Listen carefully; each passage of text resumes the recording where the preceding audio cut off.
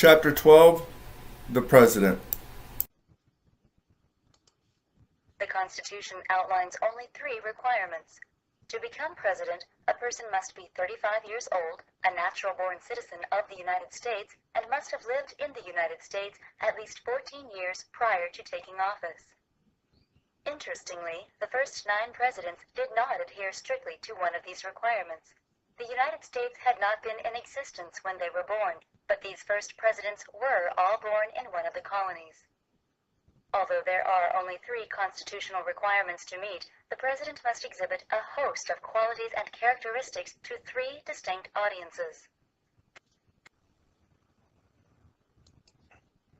Another quality a president needs to possess is the ability to fill many different roles. There are 5 distinct roles required of a president: head of state, chief executive, commander-in-chief, diplomat, and legislator. Each of these roles requires different skills and knowledge, and each carries significant responsibility and demands on time. The presidents considered the most successful are good at all 5 of these roles. Those who fail in even just one are typically judged harshly by people and history. A president's personality can also have a great bearing on his success in office. Political scientists have determined that presidents who have active rather than passive personalities and who have a positive rather than negative perception of the job are more likely to be seen as strong leaders. Having a clear agenda and purpose is also key.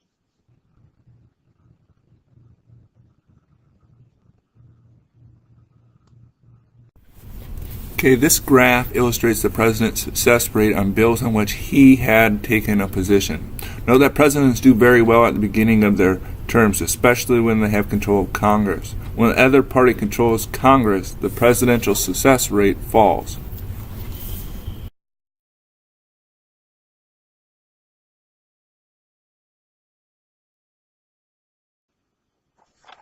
The process of becoming president. Because of the two-party system in the United States, it would be difficult for someone to be elected without the nomination of one of the 2 major parties. Once the candidate has received a nomination, he or she must win a majority of the Electoral College votes, 270. It is possible for a candidate to lose the popular vote but still win the election as president, as was the case in 2000 with George Bush. If no candidate receives a majority of the Electoral College votes, the House will elect the president by voting state by state for a candidate. Each state would have 1 vote in the House of Representatives.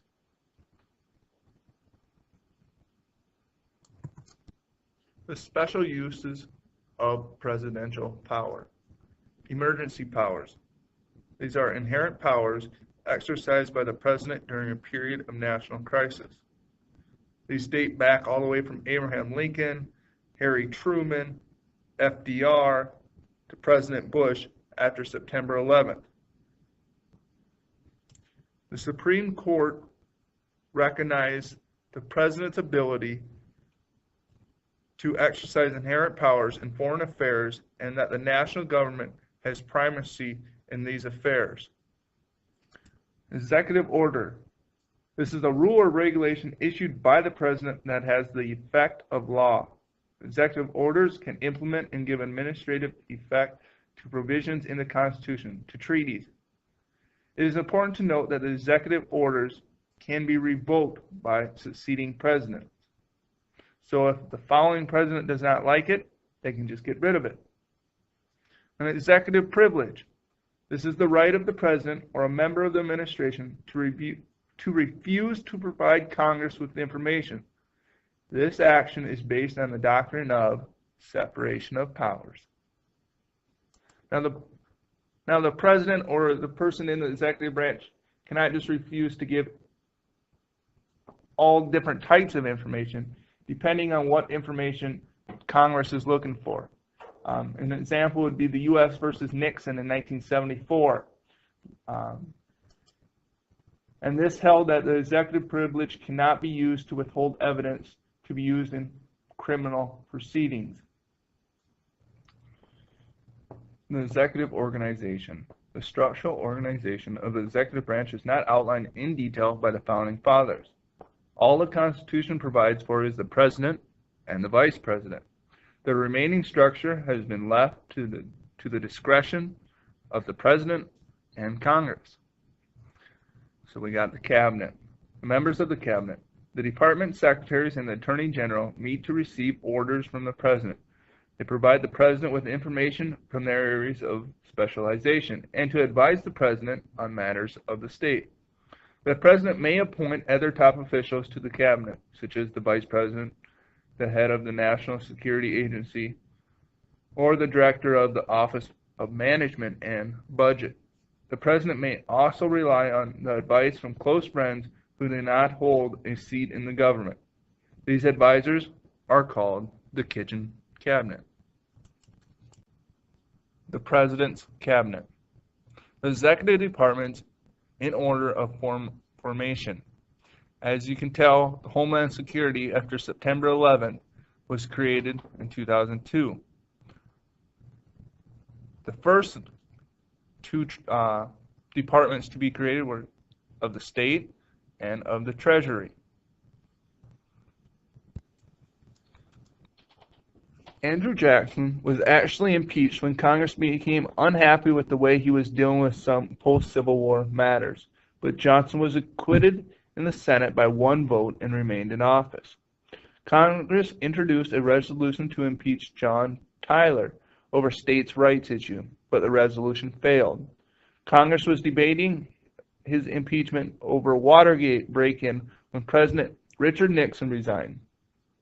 William J. Clinton was impeached by the House on charges of perjury and obstruction of justice in his relationship affair with White House intern Monica Lewinsky. Clinton was eventually acquitted by the Senate. The Vice President. In this picture here we have Vice President Dick Cheney. Dick Cheney was the Vice President from 2000 to 2008 under George Bush. So the Vice President's job is to strengthen the ticket. Traditionally, the presidential candidate selected a Vice President candidate who would strengthen the ticket. This usually meant that the presidential candidate would select someone from a different geographical area and with different constituencies' strengths. They are to support the president in the different policies that he wants to implement or she wants to implement. The presidential succession. While the vice president has few formal obligations, there is one major responsibility, and that is to replace the president if the president dies, resigns, or is incapable of performing the duties of president. On 9 occasions, the vice president has replaced the president. The 25th Amendment was ratified in 1967 and would be used twice in the next 7 years.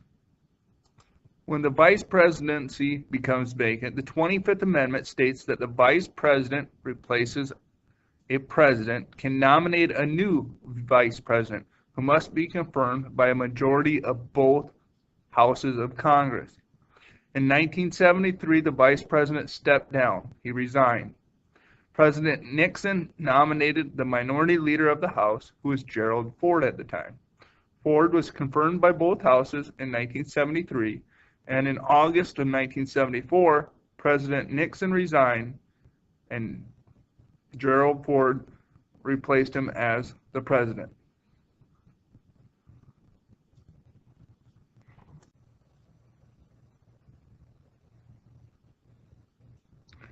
The line of succession to the presidency of the United States. Can you name the 4 faces on Mount Rushmore? George Washington,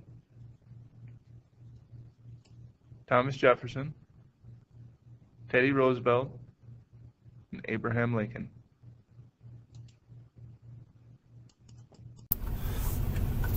The 45th President of the United States is Donald J. Trump.